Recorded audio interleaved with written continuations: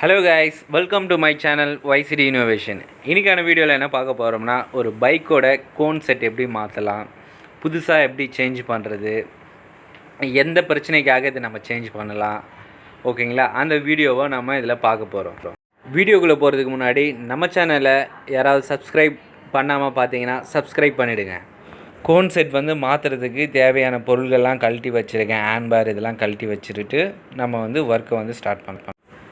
இப்போது மேலே இருக்கிற அந்த நட்டை லூஸ் பண்ணியாச்சு. இப்போ நம்ம பொறுமையாக இதை எடுக்க போகிறேன்.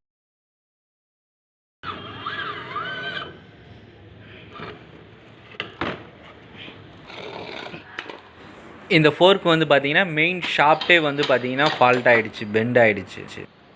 இந்த கோன் செட் பாக்கெட் வாங்கும்போதே எல்லா பொருளும் கொடுத்துருவாங்க. அதனால் மேலே இருக்கிற கப்பு ஒரு பைப்பு விட்டு மேலே இருக்கிற அந்த கப்பு தள்ளி எடுக்க போகிறோம். நீங்கள் ஜிஐ பைப்பு 3/4 இன்ச்சு இல்லை இந்த மாதிரி ஒரு ஷாஃப்ட் ஏதாவது இருந்தால் கரெக்டாக வச்சு ஸ்ட்ரைட்டாக அடிச்சிங்கன்னா கீழே இருக்கிற கப்பும் வந்துடும். நான் எடுக்கும்போது வரல, ஏன்னா ஒரு சைடாக போயிட்டு தட்டினதுனால ஒரு பக்கம் கீழே இறங்கிருச்சு, ஒரு பக்கம் இறங்காமல் இருக்கிறதுனால ரொம்ப டைட்டாக மாட்டிக்கிச்சு. இது எடுக்கிறதுக்கே ரிஸ்க்காக இருந்தது. அதாவது நீங்கள் கரெக்டான ஷாஃப்ட்டு இல்லை பைப்பு எல்லா பக்கமும் படுற மாதிரி ஒரு ஷாஃப்ட்டோ பைப்போ எடுத்துக்கிட்டு நீங்கள் தட்டினீங்கன்னா ஸ்ட்ரைட்டாக இது வந்துடும். இல்லைனா நீங்கள் இந்த மாதிரி தான் விரல்லாம் வச்சு அந்த சைடில் அழுத்தி பிடிச்சிட்டு மேலே சுற்றியில் அடிக்கணும். ரொம்ப டைம் எடுத்துக்கும். அதனால் கரெக்டான ஷாஃப்ட்டு வச்சு எடுத்துருங்க.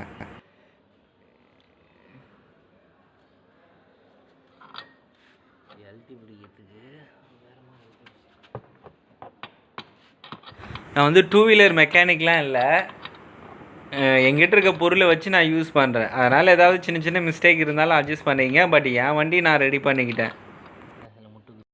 இப்போ தட்டி பார்க்குறோம், வரலை. இந்த பைப்பு பார்த்தீங்கன்னா நைவி வெளியில் வந்துடுது. அதனால் ஒரு ஸ்க்ரூ ட்ரைவர் வச்சு அந்த பைப்பு ஒரு பக்கமாக கொண்டு வந்துட்டு இப்போ சுற்றியில் நம்ம ஃபோர்ஸாக அடிக்கும்போது இது கீழே வர சான்ஸ் இருக்குது.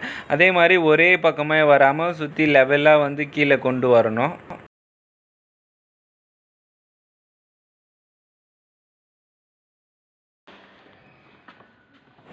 ஒரு லெவலாக வராமல் இருக்கிறதுனால ஒன் சைடாக இறங்கிடுச்சு. மறுபடியும் அதை ஈக்குவல் பண்ணுறதுக்காக மறுபடியும் உள் பக்கமாகவே இதை தட்ட வேண்டிய சுச்சுவேஷன் ஆகிடுச்சு. இப்போது நம்ம லெவலாக தட்டிட்டு மறுபடியும் மேலேருந்து ஈக்குவலாக நம்ம தட்டுவோம், கரெக்டாக வந்துடும். பாரு, ஈக்குவலாக வருது.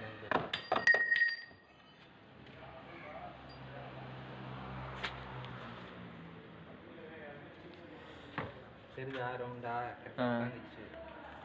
எல்லா பக்கமும் ஒன்றா வரும்.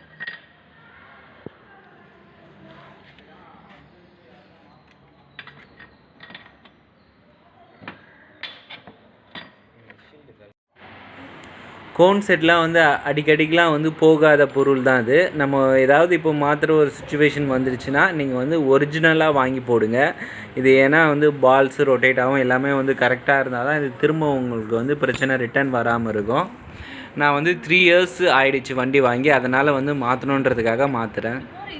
இப்போது அந்த கோன் செட்டில் இருக்கிற கப்பு எடுத்துகிட்டு எந்த கப்பு நம்ம கழட்டுமே அதே அடிக்கிறோம். இப்போ அடிக்கும்போது மட்டும் பாருங்கள், சமமான ஒரு ராடு வச்சுட்டு அந்த ராடுக்கு மேலே அடிக்கும்போது ஈவனாக 2 பக்கமும் லோடு விழும். கரெக்டாக ஒரே லெவலாக உள்ளே இறங்கும். நீங்கள் பார்த்தீங்கன்னா டேரெக்டாக சுற்றியில் அடிச்சிங்க அப்படின்னா ஏதாவது ஒரு இடம் ஏதாவது பல்ஜி ஆகிடுச்சுன்னா அந்த இடம் பால்ஸ் கிராச்சஸ்ஸு சீக்கிரம் டேமேஜஸ் ஆகிடும். அதனால் ரொம்ப கவனமாக அடிக்கணும்.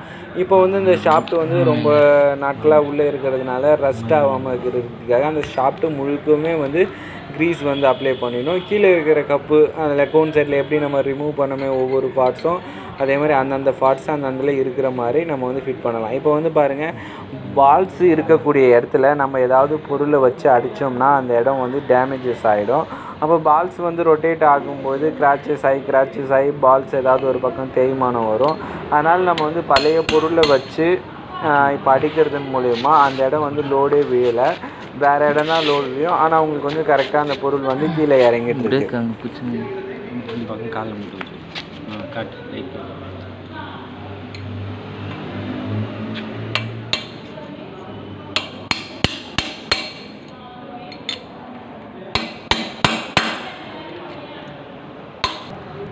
வீடியோ ம்.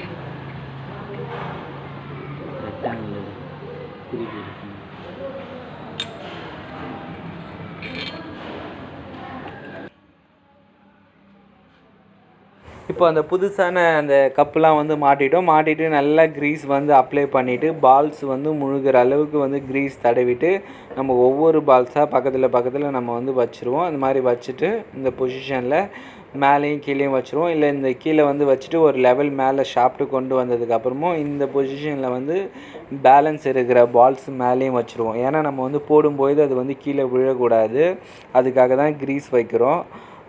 அதே மாதிரி கரெக்டாக வந்து எத்தனை பால்ஸ் வருமோ அதுக்கு அத்தனை கரெக்டாக எண்ணிட்டு கவுண்டிங் பண்ணிவிட்டு வைங்க. இல்லைனா அந்த கேப் இல்லாமல் கரெக்டாக வச்சுருங்க. வச்சுட்டு வந்து லாஸ்ட்டாக வந்து அந்த த்ரெட்டை வந்து நம்ம வந்து டைட் பண்ணிடலாம். இந்த பால்ஸுக்கு மேலே போடுற கப் நட்டு வந்து பார்த்தீங்கன்னா ஓவர் டைட்லாம் வைக்கக்கூடாது. மிதமான டைட் வச்சுட்டு ஹேண்ட்பார் வந்து இந்த பக்கமும் அந்த பக்கமும் ஃப்ரீயாக வந்து மூவ் ஆகணும். அதே மாதிரி மேல் பக்கமும் கீழ் பக்கமும் இந்த டெலாஸ்கோப் வந்து அழுத்தும் பொழுது அது வந்து ஷேக் ஆகக்கூடாது. ஷாஃப்ட்டும் வந்து ஷேக் ஆகக்கூடாது. டயரையும் வந்து ஷேக் பண்ணாத அளவுக்கு மிதமான டைட் வச்சுட்டு மேலே ஒரு லாக் நட் கொடுத்துருப்பாங்க. கீழே வந்து ஒரு ஸ்பேனர் போட்டு நான் பைப் ரெஞ்சு போட்டிருக்கேன். அதுக்கான ஸ்பேனர் இல்லாத இப்போது லாக் நட்டு வந்து நல்லா டைட் பண்ணிக்கணும். கீழே இருக்கிறது வந்து டைட் ஆகக்கூடாது.